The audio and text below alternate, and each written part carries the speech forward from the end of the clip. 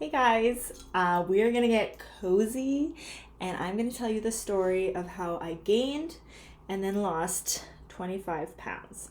So, if you're somebody who's been struggling to lose weight, this video is for you because I'm gonna tell you what happened to me and how I got out of that hole. So, my whole adult life, I was always between 140, 150 pounds. That was my happy weight. That's just been how I feel. Good, it's fine. So all of a sudden, during COVID, we bought our first home and we got engaged during the time that COVID was happening. And so this was like a really stressful time, even though parts of it were happy. I mean, obviously COVID fucked with all of our minds a lot, being isolated and the fear and everything going on around that. And I'm definitely one to eat my feelings, even though I know, as a trainer, I know you're not supposed to do that. And it's not like I ate total trash either. I would still eat like healthy foods, but I would just eat like higher amounts or more frequently to kind of calm anxiety or like negative feelings that I was feeling. So if you're somebody who emotionally eats, I completely resonate with you. Like, I do that too. And I'm a fucking personal trainer. So we're all human. We all do it to some extent or another. So anyways, after 3 years of doing that, obviously the scale started to go up. And at my heaviest, which was last year around this time in the spring, I was 176 pounds. And I just couldn't wrap my head around weighing that much, because that is literally like 25 to 30 pounds heavier than I'm used to being. And I was still working out 3 to 5 days per week. Like, I didn't have any breaks. I was still eating relatively healthy. Like, I wasn't eating a crazy amount of junk. And I knew all the right things to do. So it was incredibly frustrating for me to see the scale just keep going up. And I was like, how is this happening? Like, I literally know what to do to not have excess body fat, and yet here I am like gaining more and more. It was completely demoralizing, and part of what I made a video about how I was like really depressed and stuff and how I reduced my stress level. So this was a really big trigger for that, because I was just feeling completely out of control. Like, I didn't have domain over my own body. Like, it was betraying me, like doubting myself as a trainer and as somebody who helps other people get healthy when I couldn't even like handle my own shit, So that messed with me on a very deep level. And it made me like crazy and really stressed and really depressed. And so, as I mentioned in my other video, I did blood work. Turns out I had low iron. And then also I got my hormones checked, but everything was pretty much okay. I had elevated cortisol, but obviously I was anxious all the time, so no wonder my cortisol was elevated. So then I kept searching far and wide of ways to find out like why I wasn't losing weight, because in my mind I thought I was in a deficit. So if you were to input in any calorie calculator, a woman who is, well, at the time, like 25, 26 years old, 5'7", 175 pounds, you would get, and who works out over 5 hours a week, you would get a calorie goal of over 2,000 calories per day to lose weight. So that was what was considered a deficit for a woman of my size and height and activity level. So in my eyes, I was doing everything right, and I was following the exact amount that I should be having to lose weight, and yet I wasn't losing weight.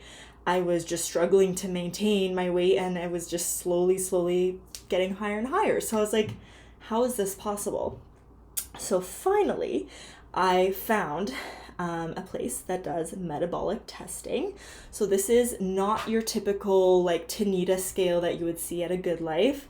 This is an actual contraption. I'll try and post a photo where you lie down and they put like this helmet, this like space helmet thing on you, and it pretty much measures your breathing and your oxygen expenditure throughout one whole hour, and then they kind of extrapolate that through 24 hours, and it tells you your full daily calorie expenditure, or your BMR, which is your basal metabolic rate.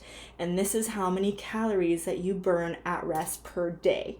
So based on all the calculations that I could find online, the BMR of someone who is my age and height and weight and activity level would have been around 15 to 1700 calories at rest.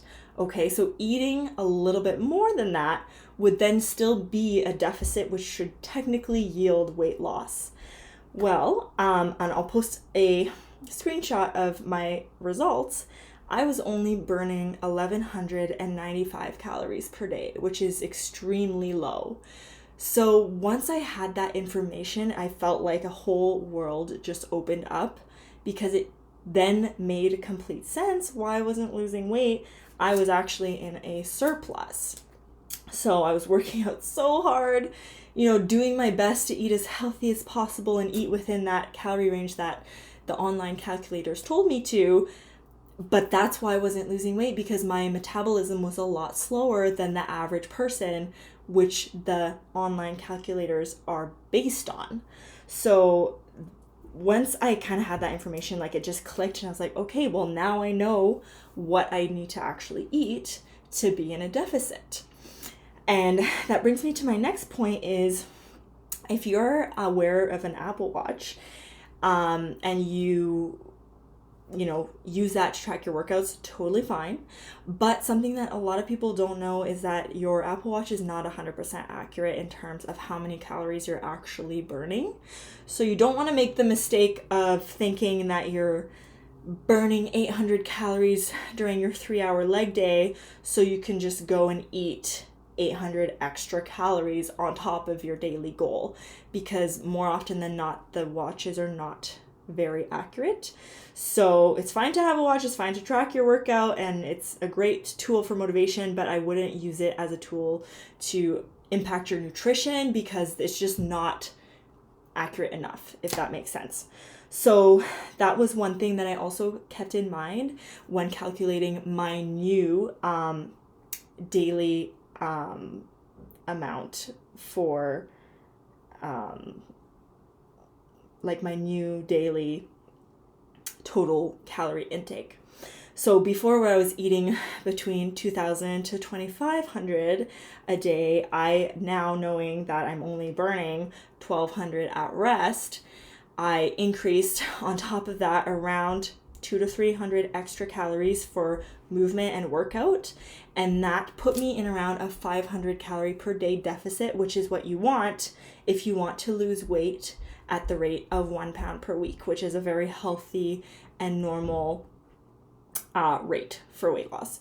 So once I started doing that, the scale immediately started to drop 1 pound per week consistently, or pretty consistently. So it would maybe be no weight loss for 2 weeks and then down 2 pounds, and then no weight loss for 3 weeks and then down 3 pounds. So it was kind of like a downward staircase instead of just a absolute gradual slope. But either way, if you average it out, it's still 1 pound per week. And so over 5-6 months, I lost 25 pounds, easily, almost. Not easily, but I already had the same habits. I was already tracking my food before, eating high protein, lifting heavy. So I didn't really have to change too much. I just had to reduce the amounts of the foods that I was eating, and then the weight just came off. So if you're somebody who is having these types of issues, it's so important to not only base yourself, an online calculator can be really, really awesome for a beginner or someone who has just no idea of how to log calories or anything. But let's say you're somebody who does have an idea about how to eat healthy and how to balance your macros and everything, but you're still finding yourself stalling. It's probably a really good idea then to, I will say metabolic testing is not very easily accessible.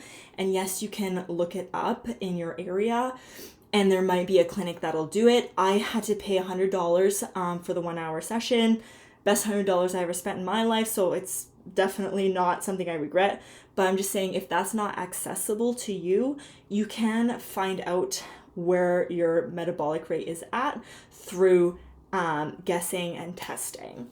So a great method would be to, let's say you've been eating 2,000 calories a day for consistently for at least a month and you're not seeing any type of budge on the scale. Well, if weight loss is your goal, then you want to decrease your calories by 100 per day. So start eating 1,900 for one whole week and then weigh yourself at the end of the week. If the scale still hasn't budged, then you're still not in a deficit. So the next week, go down another 100 per day. So now you're at 1,800. And the really, really important thing with this is you just want to be consistent. Okay, so this will not work if you're, starving yourself one day and then binge eating the next. You have to be consistent each day to really see the pattern and the trend. So if that's my one advice to you, is that you have to be consistent in all areas of fitness, but definitely nutrition if you want to see long-lasting results.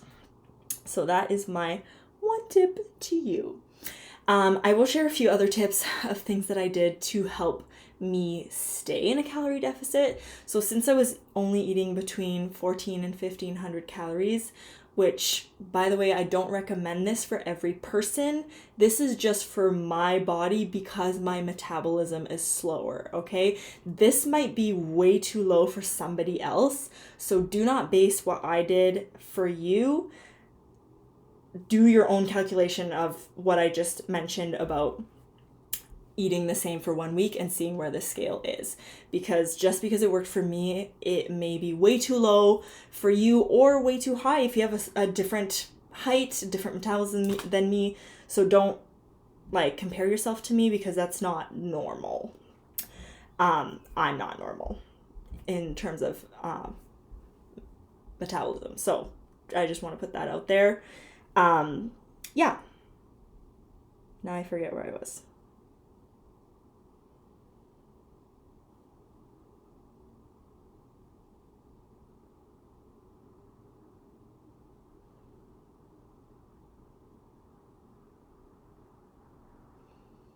Okay, so what helped me stay in a calorie deficit was eating high protein. So I'm a vegetarian, but I was aiming to eat over 100 to 120 grams of protein per day, every single day, which is quite difficult, but especially if you're vegetarian, it's even tougher. So what I did to really help minimize roadblocks for myself was having the exact same breakfast every single day. So I would have the carbonate bread, 2 slices with 2 whole eggs, and then half a cup of egg whites and light cream cheese. So 2 toasts and then scrambled eggs all together with hot sauce, around 500 calories. So already I was super full and already starting off the day with a huge chunk of my protein goal already taken care of. And I tried to eat at least through 5 to 6 hours apart in between meals to help regulate my blood sugar. So that's what I would have a later breakfast and then a protein snack. Another favorite of mine was Greek yogurt, 0% Greek yogurt with 1 scoop of protein, a little bit of water, and then a few chocolate chips. And that's a 300 calorie snack that has 40 to 50 grams of protein, just like that. So again, a really big high protein hit that helps keep you full and makes it harder for you to want to binge or have cravings, because the reason that we have these cravings is when our body doesn't feel satiated and satisfied, but protein does that. So the higher protein you can eat, the more full and satiated you'll feel, and then you're a lot less likely to want to eat junk food. So then dinner would always vary, but it would be a combination of like different veggie stir fries with tofu, or high protein pasta dishes, or salads with quinoa, and just random veggies. But I would always keep my breakfast the same, and then my protein pudding the same, almost every single day for 6 months. So if you can find those key foods that make you not want to gag, that you can eat multiple days in a row, I highly recommend it, because it's just going to take the guesswork completely out for you. Instead of worrying about meal planning, like, oh, what new recipe am I going to make today? You can just have your old reliable, you know the macros, you don't even have to log it because you know the exact amount of calories in it, and it just makes your life a lot easier. So if you can, try and keep to the same few meals, and that'll just simplify everything. So it was intermittent fasting, keeping meals simple, eating 4 to 5 hours in between meals so that you can not have blood sugar highs and lows. And that also forces you to make smart high protein choices per meal, because you know you're not going to be eating again for a while, so you don't want to put yourself in a position to be hungry or hangry. And then just overall staying in a deficit consistently for 6 months. And then that's how I lost a pound a week. So hopefully this video helped you understand a little bit more of the math behind a calorie deficit. Although if you have more specific questions, I'm very happy to answer. Just comment below and I'll make a follow-up video about this. But yeah, if you've been struggling with losing weight and you're really having a hard time, that's exactly how I felt a year ago, and I was almost hopeless, and I have all the tools in the toolbox and the knowledge, and I still felt stuck. So if that's you, just know there's still hope for you. You're not broken. There's nothing wrong with you. You can achieve your goals. You just need the right knowledge. So don't give up. Keep searching for answers. Hopefully this video is the answer that you needed. And if you implement my tips, I can pretty much guarantee you're going to lose weight. So thank you so much for watching, and I wish you luck on your fitness journey.